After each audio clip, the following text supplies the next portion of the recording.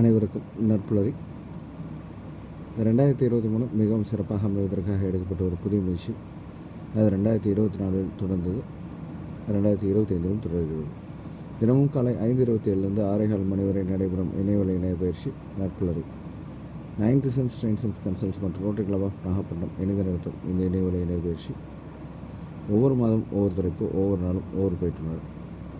அந்த வகையில் இந்த மாதத்தின் தலைப்பு மூடனாக இருங்கள். இந்த தலைப்பின் கீழ் ஒவ்வொரு நாளும் ஒவ்வொரு அளவில் மிக சிறப்பாக தங்கள் கருத்துக்களையும் அனுபவங்களையும் வழங்க இருக்கின்றனர். அந்த வகையில் இன்றைய நாள் ஆளுமை, அவரை பற்றிய ஒரு சிறிய அறிமுகம். இவங்க வேலூரை சேர்ந்தவங்க. மார்க்கெட்டிங் துறையில், அதுவும் குறிப்பாக ஃபார்மஸ்டிக்கல் மார்க்கெட்டிங் துறையில் மிக சிறப்பான அனுபவம் கொண்ட நபர். ஜேசிஏயில் தன்னை இணைத்து கொண்டு தனிமனித மேம்பாட்டு மற்றும் பயிற்சி துறையின் மீது உள்ள ஆர்வத்தின் காரணமாக தன்னை பயிற்றுனராக ஆக்கி கொண்டது மட்டுமல்லாமல் ஜேசிஏ இந்தியாவின் உயர்ந்த லேடர் அப்படின்னு சொல்லக்கூடிய பயிற்சி துறையில் உயர்ந்த லேடர்னு சொல்லக்கூடிய ஜேசிஏ இந்தியா தேசிய பயிற்றுனர்.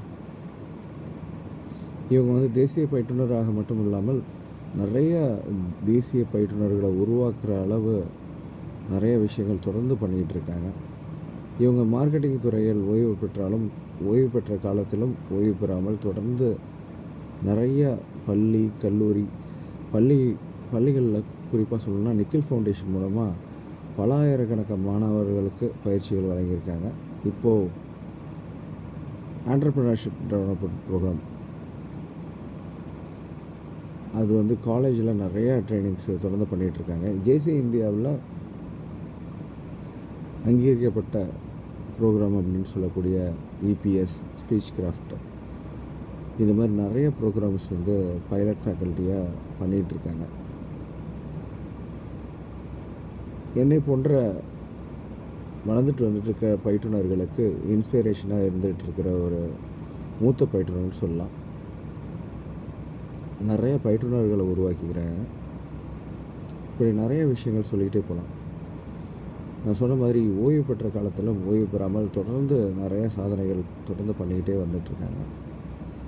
இணையவழி பயிற்சிகள் நற்புலரி தளமெல்லாம் நிறைய தளங்களில் பயிற்சிகள் தொடர்ந்து எடுத்துக்கிட்டு இருக்காங்க. நற்புலரி ஆரம்பிக்கப்பட்ட முதல் நாள்லேருந்து இன்று வரை தொடர்ந்து தன்னுடைய சப்போர்ட்டை நற்புலரிக்கு கொடுத்துட்ருக்காங்க, கைடன்ஸ் கொடுத்துட்ருக்காங்க. இப்படி நிறைய விஷயங்கள் சொல்லிக்கிட்டே போகலாம். இப்படி பல நல்ல விஷயங்களுக்கு சொந்தக்காரான இன்றைய ஆளுமை ஜேசிஹெச்எஃப் வி ராமசாமி சார் அவர்களை அறிமுகப்படுத்துவது நற்புலரி பெருமிதம் கொள்கிறது. Sir, this floor is yours. Please welcome, sir. You can start, sir.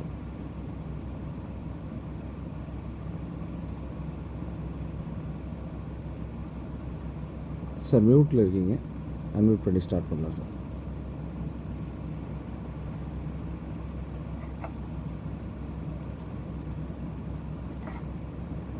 எனது மைக் இதுவாக இருக்கு சார். கேட்குதா பேசுறது? கேட்குது சார், இப்போ கேட்குது சார், பேசலாம் சார். ரைட். வித்தியாசமான தலைப்புகள்ல வித்தியாசமான விஷயங்களை நிறைய செஞ்சுட்டு இருக்கிற நம்ம நற்புலரி டீமுக்கு இந்த நேரத்தில் என்னுடைய வணக்கத்தையும் வாழ்த்துக்களையும் தெரிவிச்சுக்கிறேன். ஸோ அந்த வகையில நம்ம இன்னைக்கு என்ன பண்ணலாம்னு பார்ப்போம். ஐ எம் அன் இடியட் அப்படிங்கிற டாபிக்ல நம்ம சில விஷயங்களை பார்க்க போறோம். இந்த ஐ எம் அன் இடியட் அப்படின்னு நான் எப்பவுமே சினிமா கனெக்ட் பண்ற மாதிரி பாத்தீங்கன்னா, இடியட்னு ஒரு திரைப்படம் வந்திருக்கு, 3 இடியட்ஸ்னு ஒரு படமும் வந்திருக்கு. அதெல்லாம் நம்ம பார்த்துருக்கோம். எனக்கு கொஞ்சம் டைம் கொடுங்க, ஜஸ்ட் ஸ்கிரீன் ஷேர் மட்டும் நான் பண்றது ட்ரை பண்றேன்.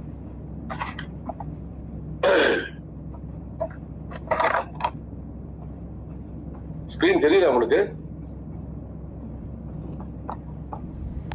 தெரியுது சார். ஓகே சார், ஸ்கிரீன் சின்னதாக தெரியுது. ஃபுல் ஸ்கிரீன் பண்ணிங்க சார். ஒரே ஒரு நிமிஷம்.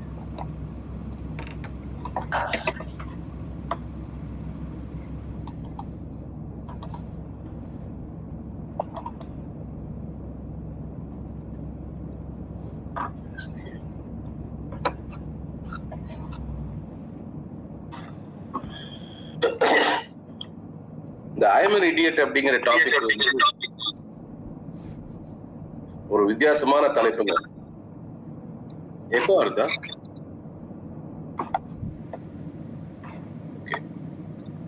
வித்தியாசமான தலைப்புகள் நம்ம இன்னைக்கு பாக்குறோம். ஒரே ஒரு நிமிஷம் இருங்க சார்.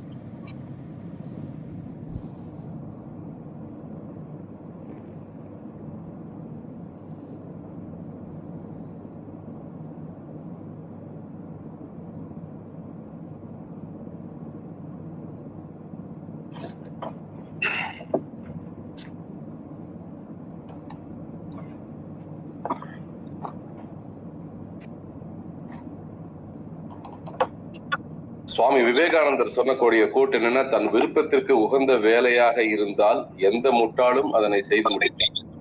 ஆனால் எந்த வேலையும் தன் விருப்பத்திற்கு ஏற்றதாக மாற்றுபவன் எவனோ அவனே ஜெயிப்பான் அப்படின்னு சொல்றாரு. இந்த சார் எக்கோ அடிக்குது சார். அப்படியே ஒரு நிமிஷம்.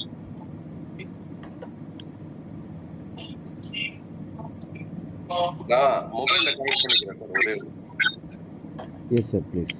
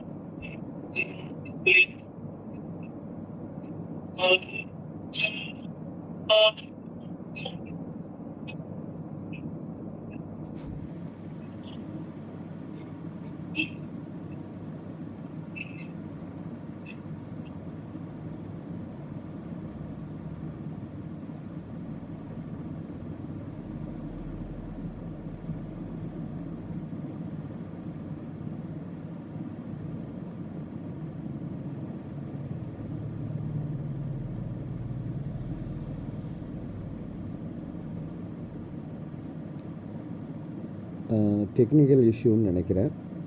ராமசாமி சார் கூடிய விரைவில் ஜாயின் பண்ணுவாங்க. அது வரைக்கும் தயவுசெய்து காத்திருக்கோம்.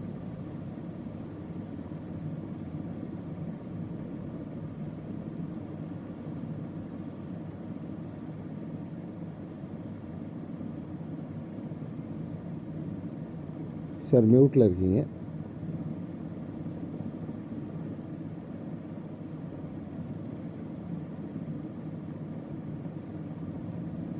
ராமசாமி சார் அன்மியூட் பண்ணிங்க.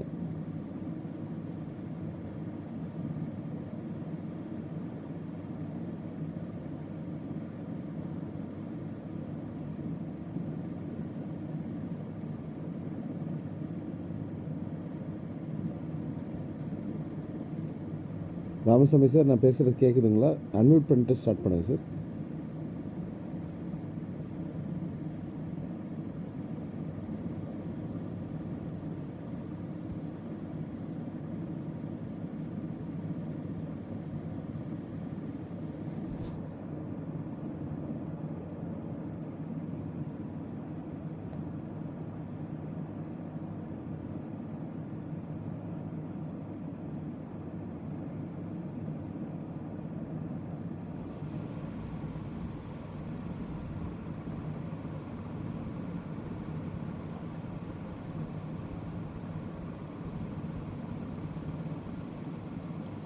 ராமசாமி சார் இருக்கீங்களா? நான் பேசுகிறது கேட்குதுங்களா சார் ராமசாமி சார்?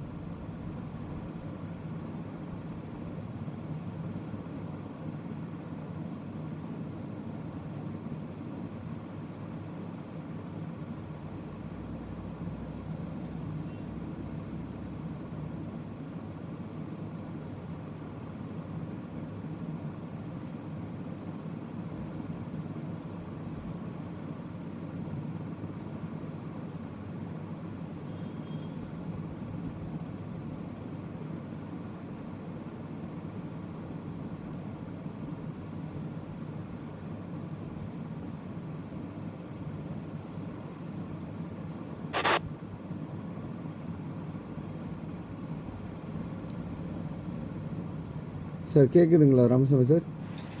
கேக்குது சார். இப்போ இப்போ இப்போ I can join sir. Yes sir. நான் பேசுறது கேக்குதா? நல்லா கேட்குது சார். Right sir, sorry. No issue sir. போயிடலாம். இந்த ஐம் அன் இடியட் அப்படிங்கிற டாபிக் எனக்கு ரொம்ப வித்தியாசமா பட்டது. அந்த எப்பவுமே சில விஷயங்கள் நம்ம லைஃப்ல பார்த்தோம்னு வச்சுங்களேன், எனக்கு தான் எல்லாம் தெரியும் அப்படின்னு நினைச்சிட்டு போயிட்டு இருந்தோம்னா நம்ம நிறைய இடங்கள்ல கீழே விழுந்துருவோம். ஸோ சில இடங்கள்ல நம்ம வந்து எனக்கு ஒன்றும் தெரியாது, ஐம் அன் இடியட் அப்படிங்கிற மாதிரி போறது நல்லது அப்படிங்கிறத பார்ப்போம். நாங்கள் நிறைய பேர் வந்து எங்கள்கிட்ட கேட்பாங்க, நான் என்டிடிஎஸ் போட்டிருக்கேன், இல்லை ஜோன் ட்ரெயினர் ஒர்க் ஷாப் போட்டிருக்கேன், நான் எப்படி இருக்கணுங்க அப்படிம்பாங்க. நான் சொல்லுவேன், நீ ஷுட் பி எ கிளீன் ஸ்லேட்பா, உன்னோட தலையில ஒன்றும் வச்சுக்காத, அப்பதான் வந்து அவங்க சொல்லக்கூடிய விஷயங்கள் மனசுல போகும் அப்படின்னும். அதே மாதிரி உன்னோட ஆட்டிடியூட் மட்டும் செக் பண்ணிக்கோ, அடுத்தவங்களோட போடுறப்ப கம்பீட் பண்றோமே அப்படிங்கிறதுனால உன்னை பத்தி நீ தப்பாவும் நினைச்சு உன்னை பத்தி உன்னோட உன்னுடைய இது வந்து ஸ்டாண்டர்டை நீயாவே குறைச்ச கூடாது. நான் அங்க போறேன், கத்துக்கிறதுக்கு போறேன் அப்படிங்கிற ஆஸ்பெக்டோட போனா ஜெயிக்க முடியும் அப்படிங்கறத நிறைய பேருக்கு சொல்வேன். அது வந்து போயிட்டு வந்தவங்க என்கிட்ட சொன்னாங்க, எப்படின்னா, சார் நீங்க சொன்னதை நான் கேட்டேன், அதனால கொஞ்சம் அது அந்த கோர்ஸோட இன்டெப்த் போக முடிஞ்சது சார் அப்படின்னும். சில பேர் வந்து நீங்க சொன்னதை நான் கேட்கல சார், அதனால இப்போ நான் திரும்ப அனுபவமா போயிருச்சு சார் அப்படின்னு என்கிட்ட சொன்னதையும் நான் கேட்டிருக்கேன். ஸோ அந்த வகையில எப்பவுமே வந்து ஐம் அன் இடியட் அப்படிங்கிறத நான் எப்படி பாக்குறேன்னா ரொம்ப வித்தியாசமான கோணத்துல பாக்குறேன். திருவிளையாடல் அந்த திரைப்படத்துல பாலமுரளி கிருஷ்ணா ரொம்ப அகந்தையோட ஒரு பாட்டை பாடியிருப்பாரு, ஒரு நாள் போதுமா அப்படின்ட்டு பாடிட்டு அந்த மன்னருக்கு வேற சவால் விட்டுருப்பாரு, இந்த பாட்டுக்கு யாராவது எதிர்பார்த்து பாடினாங்கன்னா நான் வந்து என்னோட இதை விட்டுறேன், அப்படி இல்லைன்னா இந்த பாண்டிய நாடு எனக்கு அடிமைன்னு சொல்லி மிரட்டிடுவார். அப்போ அதை வந்து அந்த சமயத்துல அது எப்படி பண்றதுன்னு தெரியாம தவிச்சிட்டு இருக்கிறது சிவனே வந்து வருவாரே தவிர்த்து, சிவன் அங்க வந்து என்ன மாதிரி ரோல் எடுப்பாருன்னா ரொம்ப அடிமட்ட லெவல்ல இருக்கிற மாதிரி ஒரு ஆளா வந்து அவர் வந்து அவர்கிட்ட எந்த இடத்துல தங்கி இருக்காரோ அங்க வாசல்ல உட்கார்ந்து இருந்துட்டு அப்படியே இங்கிருந்து ஆரம்பிப்பாரு. கடைசியில பார்த்தா ஒரு எக்ஸ்ட்ராடினரியா ஒரு சாங்கை பாடி முடிச்சிருவாரு. முடிச்சதுக்கு அப்புறம் அங்கேருந்து பாலையா வந்து கேட்பாரு, இப்ப யாரோ வந்து பாடினாங்களே யாருதுன்னு, பாடலிங்கன்னா கத்தினீங்க அப்படின்னு சொல்லிட்டு இவர் சொல்லி நீ வந்து உன் மனசுல இருக்கிற அகந்தனாலதான் நீ வந்து அழியிற அப்படிங்கறத அவருக்கு சொல்லாம சொல்லி புரிய வச்சிருப்பார். ஸோ சில இடங்கள்ல வந்து நம்ம அண்டர்பிளே பண்றதுன்னு சொல்லுவோம் இல்லையா, அந்த மாதிரி ஆஸ்பெக்ட்ல இந்த ஐம் அன் இடியட்ங்கிற டாபிக் ரொம்ப இன்ட்ரெஸ்டிங்கான ஒரு விஷயம். தன் விருப்பத்திற்கு உகந்த வேலையாக இருந்தால் எந்த முட்டாளும் அதனை செய்து முடிப்பான். ஆனால் எவ்வேளையும் தன் விருப்பத்திற்கு ஏற்றுப்பவனாக எவன் இருக்கிறானோ அவன் தான் ஜெயிப்பான் அப்படிங்கிறதான். சில இடங்கள்ல நம்ம செய்யற வேலை நமக்கு சலிப்பு தருவங்க, அந்த சலிப்பையும் வந்து மீறி அதை ஜெயிக்கிறோம் இருக்கிறோம் பாத்தீங்களா, அதுதான் வாழ்க்கையில நிறைய நமக்கு தரும். நான் வந்து ஆக்சுவலா ஒரு ஸ்டேஜ்ல என்னோட ஃபியூச்சர் எப்படி இருக்கும்னு எனக்கு தெரியாத ஒரு காலகட்டம். எஸ்எஸ்எல்சி முடிச்சேன், அப்புறம் பியூசி பிஎஸ்சி எல்லாம் தமிழ் மீடியத்துல படிச்சதுக்கு அப்புறம் என்ன வேலைக்கு போறது அப்படின்னு ஒரு கன்ஃபியூஸ்ட் ஸ்டேட்டஸ்ல இருந்தப்போ ஃப்ரெண்ட்ஸ் எல்லாம் சேர்ந்து ஒரு பிசினஸ் சென்டர் ஆரம்பிச்சோம். எங்க அண்ணன் பயந்துட்டாரு, இவ்வளவு பிஎஸ்சி எல்லாம் படிச்சுட்டு இந்த மாதிரி போறாருன்னு சொல்லிட்டு என்னோட ஃப்ரெண்டு மூலமா என்னோட ரிலேட்டிவ் மூலமா எனக்கு மெடிக்கல் ஆப்பர்ச்சுனிட்டி வேலையை வாங்குறதுக்கு கொடுக்குறாரு. அப்போ எனக்கு சத்தியமா சயின்ஸை பத்தி ஒண்ணுமே தெரியாது. இருந்தாலும் என்னோட பெரியப்பா பையன் வந்து எனக்கு எல்லா விஷயங்களும் சொல்லி கொடுத்து, நீ அவங்க கேட்டா இப்படி பண்ணு, இப்படி கேட்டா அப்படி பண்ணுன்னு சொல்லி என்னோட லெவலுக்கு இறங்கி சொல்லி புரிய வச்சார்.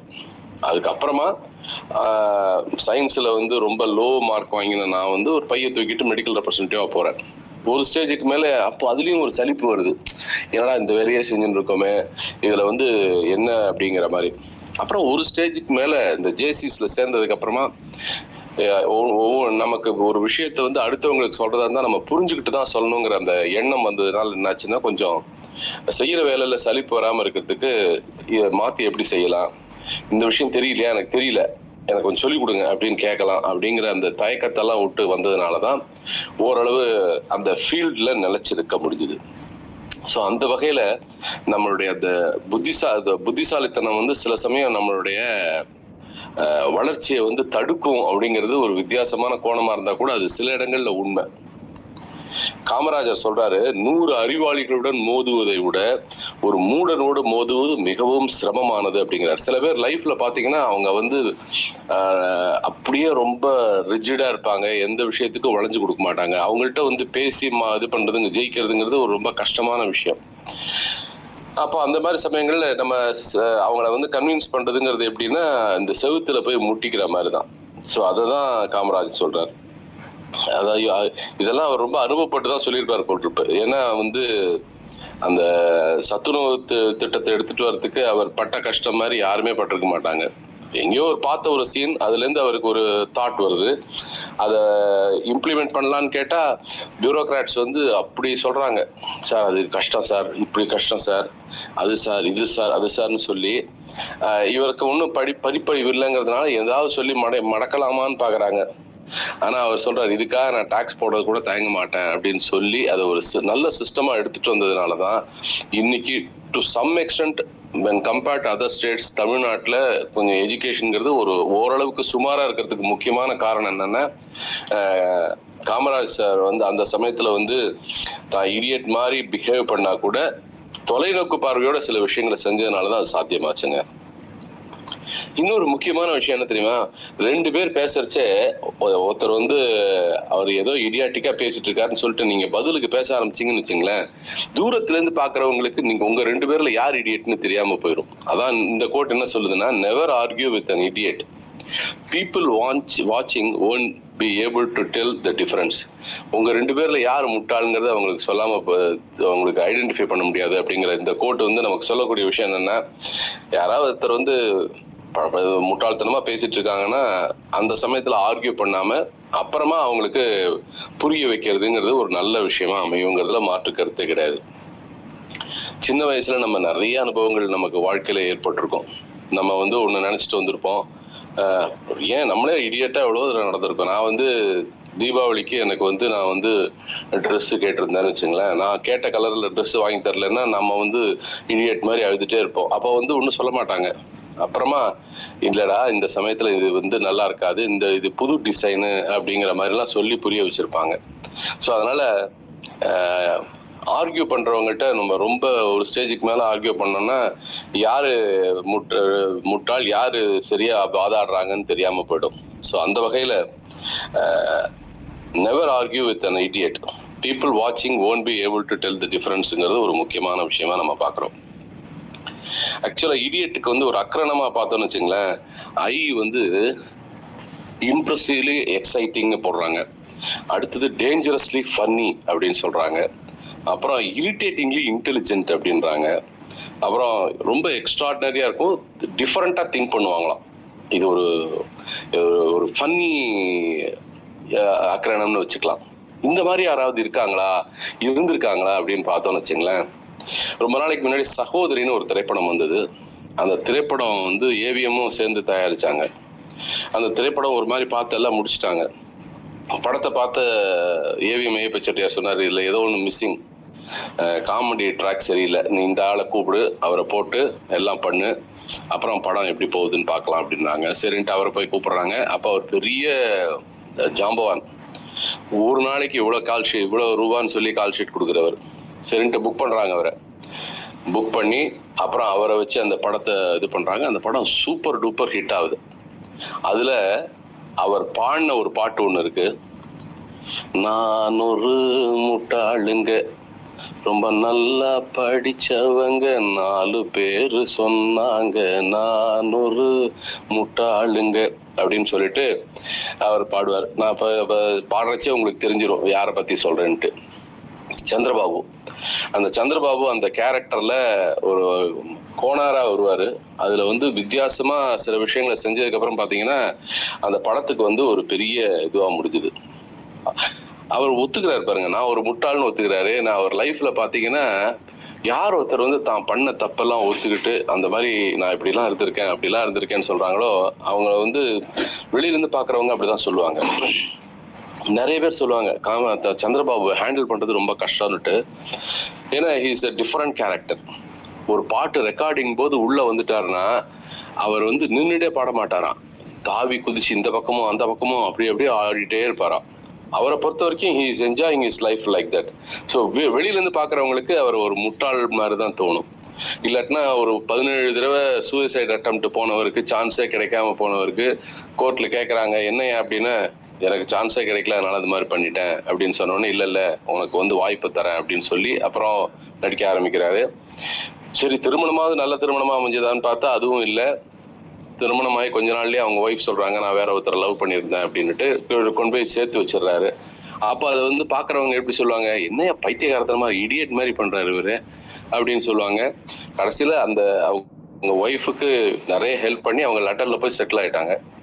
ஸோ திரும்ப வழக்கம் போல இவர் பேக் டு ஸ்கொயர் அப்படிங்கிற மாதிரி வர ஆரம்பிச்சிட்டாரு. ஸோ இவரோட லைஃப் பார்த்தீங்கன்னா எல்லாமே பண்றது எல்லாமே வந்து ஒரு மாதிரி வெளியிலிருந்து பார்க்கறச்சு அபத்தமா இருக்கிற மாதிரி இருக்கும். வாலி ஒரு இதுல சொல்லியிருந்தாரு, ஒரு ஸ்டேஜ்ல இவர் வந்து கையில காசே இல்லாம ஒரு சீட் அனுப்புறாராம், நான் வந்து இந்த மாதிரி எனக்கு சிகரெட் வாங்குறதுக்கு காசு வேணும் கொடு அப்படின்னுட்டு. இவ்வளோ அதாவது இவ்வளோ ஓப்பனா இருக்கிறவங்க எப்படி இருந்திருப்பாங்க பாருங்க. ஸோ அதனால இவர் வந்து நான் ஒரு முட்டாளுங்க அப்படின்னு பாடுறச்சு இவர் வாழ்க்கையில நடந்த சில விஷயங்கள் அவர் அந்த மாதிரி மாத்திருக்கலாம். ஸோ அதே மாதிரி நான் இந்த செஷனோட இம்பார்ட்டன்ஸ் நான் எப்படி பாக்குறேன்னா, நீ புத்திசாலித்தனமா இருந்தா கூட சில இடங்கள்ல விஷயங்கள் தெரிஞ்சுக்கணும்னா நம்ம கொஞ்சம் முட்டாள் மாதிரி ஆக்ட் பண்றதுல தப்பு இல்லை அப்படிங்கிற மாதிரி தான் நான் எடுத்துக்கிறேன்.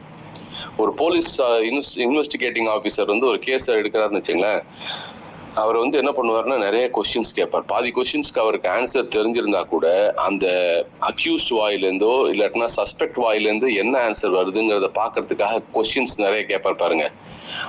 அந்த மாதிரி ஒரு ஆஸ்பெக்ட்ல தான் நான் வந்து இந்த இடியட்டுங்கிற வார்த்தையை பாக்குறேன். அதே மாதிரிதான் டாக்டரும். நீங்க போன உடனே டாக்டர் வந்து நான் உங்களை பார்த்துட்டு இருந்தாங்க மருந்து அப்படின்னு எழுதியா கொடுக்குறாங்க. 1008 கேள்வி கேட்பாங்க, நமக்கே தெரியும் அப்ப இடியட் மாதிரி கேள்வி கேட்டுட்டே இருக்காருன்னு. ஆனா அந்த கேட்கக்கூடிய ஒவ்வொரு கேள்விக்கும் பின்னாடி ஏதாவது ஒரு ரீசன் இருக்கும். நம்ம சாப்பிட்ட சாப்பாடு, அப்புறம் நம்மளுடைய ஸ்லீப்பு, அதுக்கப்புறம் அதுக்கு முன்னாடி நம்ம ஹெல்த்ல இருக்கக்கூடிய விஷயங்கள், இதெல்லாமே அவர் தெரிஞ்சுக்கிட்டாதான், அதெல்லாம் வந்து கொஸ்டின்ஸ் மூலமா கேட்டு ஆன்சர் வாங்கினாதான் அவருக்கு தெரியும் இது எந்த மாதிரி இஷ்யூ எப்படி ஹேண்டில் பண்ணணும் அப்படின்னு சொல்லிட்டு. ஸோ அந்த வகையில it is better to be an idiot to know more things அப்படின்னா அதுல ஒன்றும் தப்பே கிடையாது. அதனால இடியட் அப்படிங்கிற ஒரு விஷயத்த வந்து நான் ஒரு கெட்ட வார்த்தையா பார்க்கல. அது நம்ம சில விஷயங்களை நம்ம போட வேண்டிய வேஷமா பாக்குறோம். வீட்டுக்கு வரீங்க, உங்க பாப்பா வந்து ஒரு கதையை சொல்லுதுன்னு, அதான் எனக்கு தெரியுமே அப்படின்னு சொல்லிட்டீங்கன்னா அந்த குழந்தையோட மூஞ்சி சுருங்கிடும். அதுக்கு பதிலாக அந்த குழந்தை என்ன சொல்லுதோ அது எல்லாத்தையும் நீங்க டீட்டெயில்டா கேட்டீங்கன்னா அந்த குழந்தைக்கு வந்து சொல்றதுக்கு உண்டான ஆப்பர்ச்சுனிட்டி நீங்க கொடுத்தீங்கன்னு வச்சுங்களேன், அப்போ நீங்க வந்து you are allowing the child to have her creativity. சொல்றது அப்படியே சொல்லுவாங்க, ரொம்ப விவரிச்சு அங்க போனேன்னா அப்படி பார்த்தேனா அப்படின்னு சொல்லுவாங்க. அதுக்கு நம்ம ஸ்பேஸ் கொடுக்கணும்னா அந்த சமயத்துல எனக்கு தான் எல்லாம் தெரியுமே அப்படின்னு சொல்லாம அந்த குழந்தைக்கு நம்ம ஒரு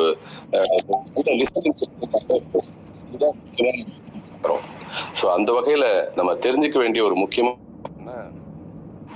நம்ம முட்டாளா இருக்கிறது வந்து ஒரு சில இடங்கள்ல நல்லதாவே பயன்படும் அப்படிங்கிறது தான். ஏன்னா நான் இந்த இது வரைக்கும் நடந்த ப்ரோக்ராம் எதுவுமே பார்க்கல, எனக்கு தெரிஞ்ச அளவில் நான் பண்ணிட்டு இருக்கேன். So thank you very much for the nice opportunity. I am handing over the floor back to chairman. Thank you.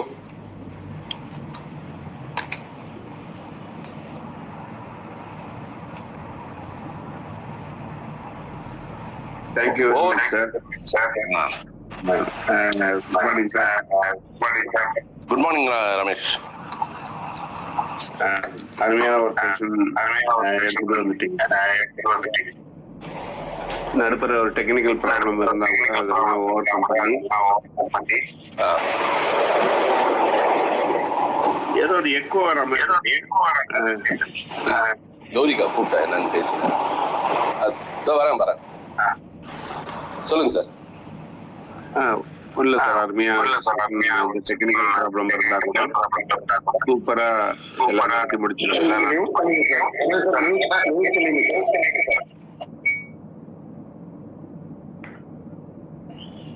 Sir இப்ப பேசுங்க.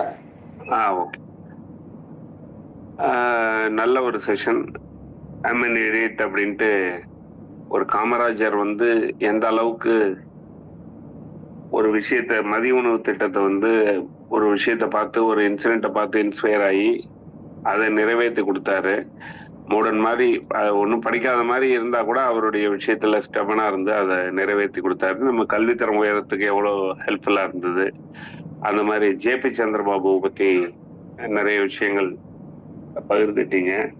எந்தெந்த தளத்துல ஒரு சின்ன ஒரு குழந்தைகிட்ட ஒரு கதை கேட்கும் போது கூட நம்ம முட்டாள் மாதிரி அப்படியா ஒரு காக்காவா வடை எடுத்துன்னு போயிடுதா, கீழே போட்டுருச்சா, நரி வந்துதா, அப்படியா மூணு குட்டி நல்லா முட்டாள் மாதிரி கேட்டாதான் அந்த குழந்தை ஒரு என்ஜாயபிளா இருக்கும் அப்படின்னு நிறைய விஷயங்கள் அழகாக பிராக்டிக்கலாக உங்களுடைய பாணியில சொன்னீங்க. நல்ல ஒரு நிறைவான ஒரு செஷன். இன்று திருமண நாள், மணநாள், பிறந்த நாள் மற்றும் சுப நிகழ்ச்சிகள் கொண்டாடும் யாராவது இருந்தாங்கன்னா அன்மியூட் பண்ணி சொல்லலாம் சார். நம்ம நற்புலர் சார்பாக வாழ்த்துக்கள் தெரிவிப்போம்.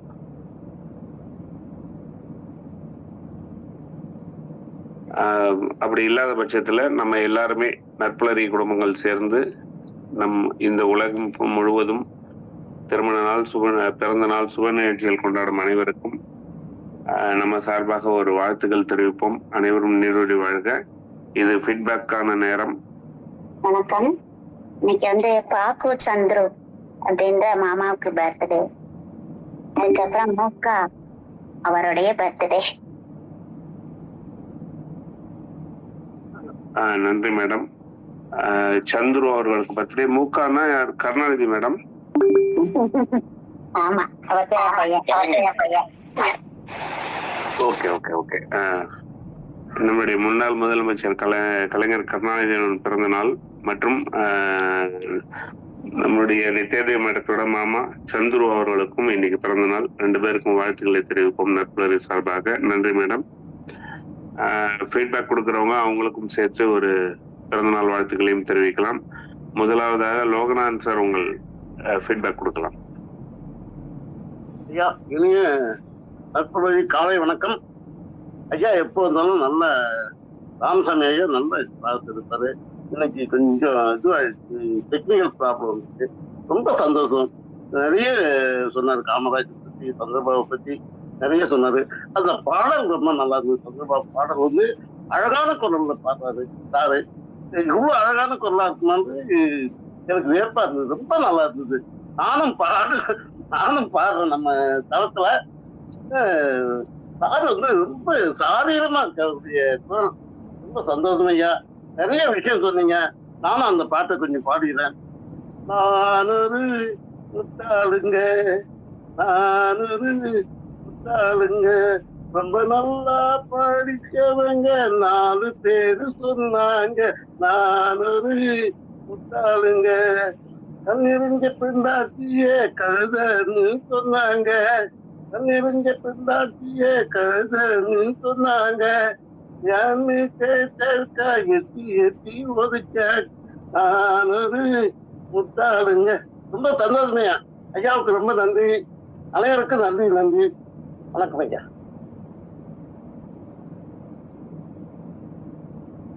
நன்றி லோகநாதன் சார். அருமையான ஒரு பாட்டோட சார் பாடின பாட்டுக்கு ஒரு இசைப்பாட்டு மாதிரி ஒரு பாடிருக்கீங்க. அருமையா இருந்தது. எனக்குமே ஐ லவ் தட் சாங். ரொம்ப நல்ல லிரிக்ஸே ரொம்ப அருமையா இருக்கும் அந்த பாட்டுல. ரொம்ப என்ஜாய் பண்ணி பாட்டு. அடுத்து அருணகிரி சார் உங்க ஃபீட்பேக் கொடுக்கலாம். Good morning நட்புலரி.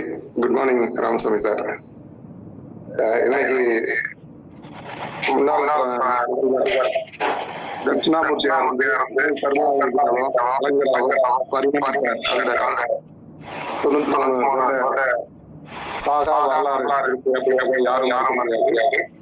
அந்த அவருடைய பிறந்த நாளை இனிமையாக நினைவு கூர்ந்து இன்னைக்கு செஷனுக்குள்ள போகும்போது நான் நாள் மூடனாயிரு அப்படின்னு அந்த தலைப்பை பார்க்கும்போது எனக்கு உண்மையிலே கொஞ்சம் கன்ஃபியூசிங்கா இருந்தது. இன்னைக்கு sir I am an idiot அப்படின்ற மாதிரி ஆரம்பிச்சப்ப இந்த தலைப்போட பிடிமானமே இன்னைக்கு தான் தோணுச்சு எனக்கு. அது மட்டும் இல்லாம அவர் 17 முறை சூசைட் அட்டெம்ப்ட் பண்ணி கோர்ட்ல கொண்டு போய் நிப்பாட்டி அதுக்கப்புறம் வாய்ப்பு மிகப்பெரிய ஒரு பிரபலமா பரிணமிச்ச அந்த கதையெல்லாம் ஏற்கனவே கேட்டு இருந்தாலும் இன்னைக்கு சாரோட வாய்ஸ்ல இந்த நான் ஒரு முட்டாள்ன்ற பாட்டு ரொம்ப இனிமையா இருந்தது அவரோட குரல். தாமஸ் ஆல்வா எடிசன் 1000க்கும் மேற்பட்ட கண்டுபிடிப்பை கண்டுபிடிச்சவர் கூட அவர் குழந்தையா இருந்தப்ப வீட்டுல அந்த கோழி அடக்காக்கிறத பார்த்துட்டு யாரும் இல்லாதப்ப அந்த கோழியை தூக்கி போட்டுட்டு முட்டை மேல உட்காந்துருவாரு, மொத்தம் உடஞ்சிடும். ஸோ அதுக்கப்புறம் பெரியவங்க ஆஸ் யூஷுவலா முதுகுல ஒன்று போட்டு எதுக்கு இந்த மாதிரி பண்ணனா அப்போ கேட்பாரு, கோழி அது மேல உட்காந்தா என்ன வருது, குஞ்சு வரும். ஸோ அப்போ அதே மாதிரி நான் உட்காந்தா வருதான்னு பார்த்தேன் அப்படின்னு சொல்லுவார். அப்படி ஆரம்பிச்ச பயணம் தான் பின்னாடி பல 1000 கண்டுபிடிப்புகளை கண்டுபிடிக்க உதவுச்சு அப்படின்னு சொல்லுவாங்க. ஸோ அந்த மாதிரி சார் வந்தா எப்பவுமே ஒரு தகவல் இருக்கும். அது அவருடைய லைஃப்பை ஒட்டியே சொல்லுவார். அதுதான் மிகப்பெரிய சிறப்பு. சார்கிட்ட அந்த எக்ஸ்பீரியன்ஸ் ஸ்பீக்ஸ்ன்றது அங்கதான் நிற்கு. ஸோ அந்த வகையில் ரொம்ப யூஸ்ஃபுல்லான session sir, very informative. Thank you sir, நன்றி. நன்றி அருணகிரி சார், அருமையான ஒரு ஃபீட்பேக் கொடுத்தீங்க. அடுத்து யாரும் இன்னும் ஹேண்ட் ரைஸ் பண்ணல, நீங்களும் அன்மியூட் பண்ணி பேசலாம். இல்லை ஹேண்ட் ரைஸ் பண்ண நான் வரிசையா கூப்பிடுறதுக்கு யூஸ்ஃபுல்லா இருக்கும். சிவகணி மேடம் பேசுறேன். அனைவருக்கும் காலை வணக்கம் சார். ஒவ்வொன்றுமே சொல்லும்போது நேச்சுரா, அது மட்டும் இல்லாம நீங்க ஏதாவது ஒரு படத்தோட அதுக்கப்புறம் சொன்னதெல்லாமே மனசுல அப்படியே பதிகிற மாதிரி இருந்துச்சு. அதுக்கப்புறம் அந்த இடியட்டுக்கு ஒரு அக்ரோனியம் சொன்னீங்க, அதுவும் ரொம்பவே திங்க் பண்ற மாதிரி இருந்தது. Session was excellent sir, thank you so much.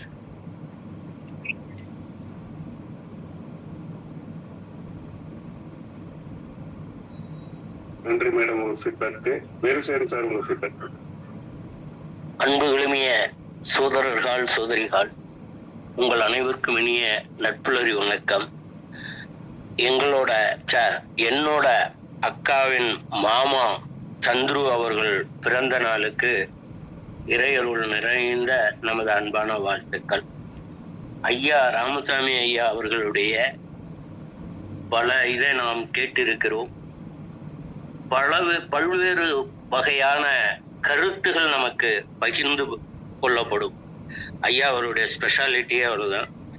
அது மாதிரி இன்னைக்கு சொன்னதுல எனக்கு ரொம்ப இதா இருந்தது, never argue with an idiot. People வாட்சிங் you both may be confused who is the real idiot அப்படிங்கிற மாதிரி அந்த கோட்டை சொன்னாங்க. ஏன்னா 2 பேரும் இதுல நம்ம உண்மையா பார்த்தோம்னா அருமையான இது. The 7 habits of highly effective peopleன்னு ஸ்டீபன் காவே அவர் சொன்னப்ப ஃபர்ஸ்ட் இதே தான், பி ப்ரோஆக்டிவ் நாட் ரியாக்டிவ். ஏன்டா கழுத மாதிரி கத்துறேன்னா, நம்ம கழுத மாதிரி கத்து என்னோட என்ன கழுத மாதிரி கத்துறேன்னு சொன்னோம்னா ஆய்வுன்னு 4 தடவை கழுத மாதிரி கத்துனோம்னா உண்மையா அவன் சொன்னது சரியா போயிடும். நம்மளும் கழுத மாதிரி தான் கத்திருக்கோம்னு. அதுக்கு பதிலா ப்ரோஆக்டிவா இருந்தோம்னா, இல்ல தம்பி நீங்க தூரமா இருந்தீங்க அதனால வேகமா கூப்பிடுற மாதிரி இருந்தது, அது உங்களுக்கு ரொம்ப கஷ்டமா இருந்ததா அப்படின்னோம்னா நம்ம அந்த கழுதை இல்லைன்னு ஆயிடுவோம். அது மாதிரி பல்வேறு செய்திகளை காமராஜர் ஐயா அவர்கள் இது பண்ணதும், இன்று கலைஞருடைய பிறந்த நாள்னா கலைஞருடைய அரசியல் வாழ்வை தவிர்த்து அதை ஆர்குமெண்டலா இருக்கலாம், ஆர்கியூ பண்றதுக்கு ஏற்புடையதா இருக்கலாம். அதை தவிர்த்து அவர் ஒரு உழைப்பாளி என்பதும், சிறு வயதிலிருந்து மிகப்பெரிய உழைப்பாளி என்பதும், அவரை பத்தி ரொம்ப தெரிஞ்சவங்க இன்னொன்னு சொல்லுவாங்க, என்னன்னா நினைவாற்றல். 50 வருஷத்துக்கு முன்னாடி உங்களை சந்திச்சிருந்தாலும் நீங்க புதுசா போய் இந்த ஊரு தெரியுதான்னு அப்படின்னீங்கன்னா உங்க பேரை சொல்லுவாருங்கிறது ஒரு சிறப்பு. இது மாதிரி ஒவ்வொரு பெரிய மனிதர்களிடையும் ஒரு திறமையான ஒன்று, நிறைவான ஒன்று இருக்கும். நம்ம இடியட்டா இருக்கிறதுல தப்பு இல்லை சில நேரத்துல அப்படிங்கிறதையும் இன்று மிகப்பெரிய செய்திகளோடு சொன்ன ஐயா அவர்களுக்கு வாழ்த்துக்கள், நன்றிகள். அன்பான வேண்டுகோள், அடிக்கடி வாருங்கள், உங்கள் அமுத ஊற்றை நாங்கள் பருக அன்போடு தாருங்கள் என்ற வேண்டுதலோடு விடைபெறுகிறேன். நன்றி சார். நீங்க ஆக்சுவலி சில நேரத்துல முட்டாளா இருக்க வேண்டியிருக்கு அப்படின்னு சொன்னீங்க. என்னோட புரிதல் பல நேரத்துல அப்படிதான் இருக்க வேண்டியிருக்குன்றதுதான் என்னோட புரிதல். நன்றிங்க உங்க பின்னோட்டத்துக்கு. சரவணன் சார் உங்க ஃபீட்பேக் கொடுக்கலாம். அனைவருக்கும் இனிய நற்புலரி நற்காலை வணக்கம். இன்று பிறந்தநாள் காணும் சந்துரு சார் அவர்கள் நீண்ட நாள் வாழ பிறந்தநாள் வாழ்த்துக்களை தெரிவித்துக் கொள்கிறேன். சார் மிகவும் அருமையா இருந்தது சார் செக்ஷனு. ஏவிஎம் பத்திலாம் சொன்னீங்க. வாழ்த்துக்கள் சார். சார் வாய்ப்பு நன்றிங்க. நன்றி Saravanan sir. Short and sweet Saravanan சாருக்கு நன்றி. பகத் சார் நீங்க பேசுங்க. நன்றிங்க சார். அனைவருக்கும் இனிய காலை வணக்கம். கடந்த கருணாநிதி அவர்களுக்கு பிறந்த நாள் வாழ்த்துக்களும், அதோட இன்னைக்கு பிறந்த நாள் திருமண நாள் உள்ள அனைவருக்கும் இனிய வாழ்த்துக்களை தெரிவித்துக் கொள்கிறேன். இன்னைக்கு சாரோட செஷன் ரொம்பவே நல்லா இருந்துச்சு. எஸ்பெஷலி தட் சினிமா சம்மந்தப்பட்ட சொன்ன வார்த்தைகள். நான் அந்த பாட்டு கேட்டிருக்கேன், பட் அதோட பின்னணி என்னங்கிறது எனக்கு இன்னைக்கு தெரிய வந்துச்சு. அந்த சகோதரி படத்துல அந்த நான் ஒரு பாடல், அந்த பாடல் வரிதான் ரொம்ப நல்லா இருந்துச்சு. அதை லிங்க் பண்ணி பேசினா ரொம்ப நல்லா இருந்துச்சு. அதோட ஒரு சின்ன பசங்க சொல்ற கதையெல்லாம் கேட்டு நம்மளும் அவங்களுக்கு தெரியாத மாதிரியே கவனிச்சு கேட்கறதுல அதெல்லாம் ரொம்ப பாயிண்ட் நல்லா இருந்துச்சு. ஒவ்வொரு விஷயங்களும் ஒவ்வொரு வேலிட் ரீசனாகவும் யூஸ்ஃபுல்லாகவும் இருந்துச்சு. வாய்ப்பளித்த நன்றி கூறுகிறேன் சார். நன்றி சார். நித்யாதேவி மேடம் நீங்க பேசலாம். அனைவருக்கும் உற்சாகமான நற்காலை பொழுது வணக்கங்கள். அருமையான செஷன் இன்னைக்கு. ஐயாவுடைய அந்த விவேகானந்தருடைய கோட்ஸை போட்டு அழகா சந்திரபாபு அவர்களுடைய வாழ்க்கையில அந்த பாட்டையும் பாடி காமிச்சிங்க. எனக்கு ரொம்ப பிடிக்கும் அந்த பாட்டு. ரொம்ப அருமையான தகவல்கள். எல்லா இடத்துலயும் அதி புத்திசாலியா இருந்த ஆபத்து, மெத்த படிச்ச மூஞ்சூரு பழனி பாறையில விழுந்துச்சான் அப்படின்னு ஒரு பழமொழி இருக்கும். அது நிறைய இடங்கள்ல உண்மைதான். அதனால நான் ஒரு முட்டாளாவே இருங்க அப்படின்ற விஷயத்த சொல்லியிருக்கீங்க. எனது அருமை மாமா பாக்கு சந்திர அவர்களுக்கும், நான் பெறாத மகனான கருணாநிதி அவர்களுக்கும், என்னுடைய தோழியான நித்திய கல்யாணிக்கும் இனிய பிறந்தநாள் வாழ்த்துக்களாக ஐயாவுக்கு வாழ்த்துக்களை நன்றியும் வாய்ப்பிற்கு கூறிக்கொள்கின்றேன். நன்றி, வணக்கம். நன்றி மேடம். நாராயண் சார் நீங்க சார். எல்லோருக்கும் வணக்கம். இன்றைய பிறந்தநாள் கொண்டாடும் சந்திர சார், முன்னாள் முதல்வர், தமிழக தலைவர், அவருக்கும் நான் பிறந்தநாள் வாழ்த்துக்களும் சொல்லிட்டேன். அவர்கிட்ட நிறைய முதல்வர் நிறைய கற்றுக்கணும். சில இடத்துல அவர் முட்டாளராக இருப்பார். அவர் இந்த தலைப்புக்கு அவரும் ஏன்னா ஒரு பெரிய படிச்சவங்க இருக்கிற இடத்துல கூட அவரால் மேனேஜ் பண்ண முடியும். ஏன்னா படிச்சவங்க என்ன சொல்றாங்கன்னு கேட்டுட்டு திருப்பி பதில் சொல்லக்கூடிய திறமை இருக்கும். என்னைக்குமே படிக்காதவங்க தான் அந்த முட்டாளா இருக்கிறதுனாலதான் அவங்க உயர்றாங்க. இந்த தலைப்பு இந்த மாசம் ஒவ்வொருத்தரும் ஒவ்வொரு பார்வையிலும் வித்தியாசமாக இருக்கும்.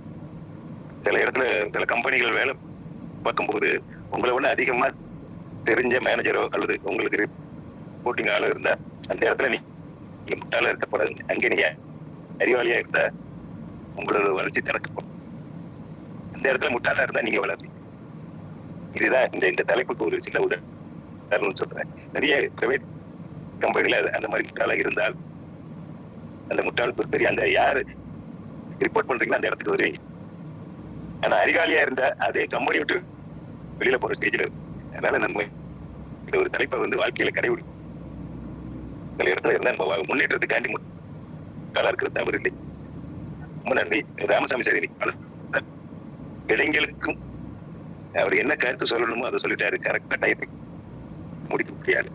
நிறைய தகவல் இந்த சினிமா சம்பந்தப்பட்டது சொன்னாதான் நல்லா இருக்கும் அப்படின்னு சொல்லிட்டு அவர் அதுக்கு அவர் எந்த ஒரு கிளாஸ் எடுத்தாலும் ஏதாவது ஒரு 2 படங்கள் ஒரு கதாநாயகனை பத்தி சொல்லுவாங்க. அதனால அவரோட கிளாஸ் இன்னைக்கு மிஸ் பண்ணக்கூடாது. அவருக்கு அவர் கிளாஸ் எடுக்கும் போது நம்ம முட்டாளா இருக்கும். அப்பதான் நமக்கு இதுதான் தெரியுமே நமக்கு தெரியாது.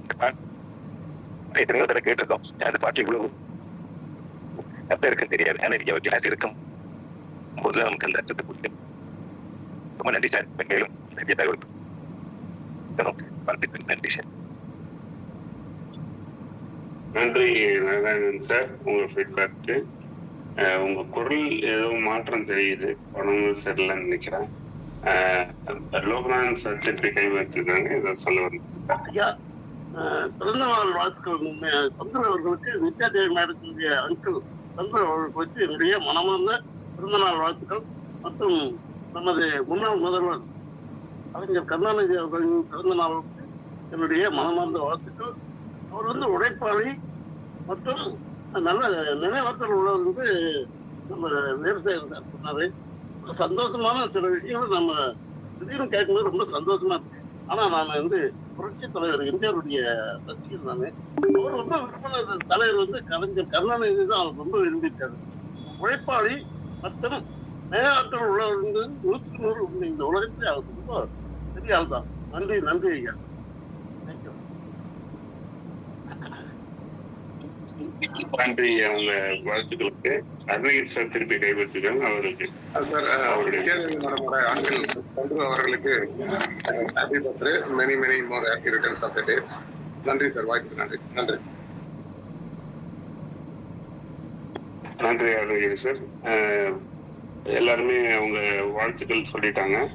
இப்ப அந்த மெசேஜஸ்ல யாராவது வாழ்த்து சொல்லியிருந்தாங்கன்னா அதையும் படிச்சிடுறேன். லாவண்யா மேடம் நைஸ் செஷன், தேங்க்யூன்னு சொல்லியிருக்காங்க. Sivagani madam happy birthday to Chandru sir சொல்லியிருக்காங்க. நாராயணன் எக்ஸலன்ட் செஷன் போட்டிருக்காரு. Happy birthday to Chandru, many many happy returns of the டேன்னு அருணகிரி சார் சொல்லியிருக்காங்க. Ramya Kamalraj madam excellent session sir, thank you so much, happy birthday Chandru சார்னு போட்டிருக்காங்க. ஸோ நேரடியாகவும் மெசேஜ் மூலமாகவும் வாழ்த்து வாங்கிய அனைவருக்கும் மிக்க நன்றி தெரிவிச்சுக்கிறேன். இன்னைக்கு செஷன் ரொம்ப அருமையா இருந்தது. ரொம்ப சாருடைய சினிமா தகவல்கள் எப்பவுமே பொது தகவல்கள் எல்லாமே அருமையா இருக்கும். டெக்னிக்கல் ப்ராப்ளத்தினால நம்ம ஒரு 6-7 நிமிஷத்தை இழந்துட்டோம் தான், அந்த வருத்தம் மட்டும்தான். உங்களுக்கான ஒரு நிமிடம் சார், நீங்க உங்களுடைய ஏற்புரை வழங்கலாம். நன்றிங்க. இது இங்க நெட்வொர்க் இஷ்யூ, அதனாலதான் அந்த மாதிரி ப்ராப்ளம் இருந்தது. அதர்வைஸ் நான் என்ன சொல்லணும்னு நினைச்சேன்னா நான் சொல்லிட்டேன். வாய்ப்புக்கு நன்றி. இந்த மாதிரி வித்தியாசமான தலைப்பை கொடுங்க, நாங்களும் இன்னும் கொஞ்சம் எங்க தலையை பிச்சுக்கிறோம் புதுசா விஷயங்களை சொல்லி தரத்துக்கு. அதே மாதிரி பிறந்த நாள் காணும் அனைவருக்கும், திருமண நாள் காணும் அனைவருக்கும் என்னுடைய வாழ்த்துக்களை தெரிவிச்சுக்கிறேன். வாய்ப்புக்கு நன்றி. நன்றி சார். வித்தியாசமான தலைப்புகள் நம்ம எல்லாருமே நற்பலர்ல இருக்கிறவங்க எல்லாருமே சஜஸ்ட் பண்ணலாம். ஏதாவது ஒரு தலைப்புகள் அந்த மாதிரி இருந்ததுன்னா நீங்க ஒரு குமரேஷ் சாருக்கு ஒரு மெசேஜா போடுங்க. அது சம்பந்தமா நம்ம பேசிப்போம் அந்த தலைப்புல. ஸோ அனைவருக்கும், இந்த செஷன்ல கலந்து கொண்ட அனைவருக்கும், நம்ம ஃபேக்கல்டி ராமசாமி சார் அவர்களுக்கும் மற்றும் இந்த குழுவில் இணைந்த அனைவருக்கும், இணைந்து ஃபீட்பேக் கொடுத்த அனைவருக்கும், இணைந்து ஃபீட்பேக் கொடுக்காமல் சென்ற அனைவருக்கும், வேலை நிமித்த காரணமாக பாதியிலே சென்ற அனைவருக்கும், வேலை நிமித்த காரணமாக சேரவே முடியாதவருக்கும் நன்றி தெரிவித்து நாளை ஒரு ஆளுமையுடன் சந்திப்போம். நன்றி, வணக்கம்.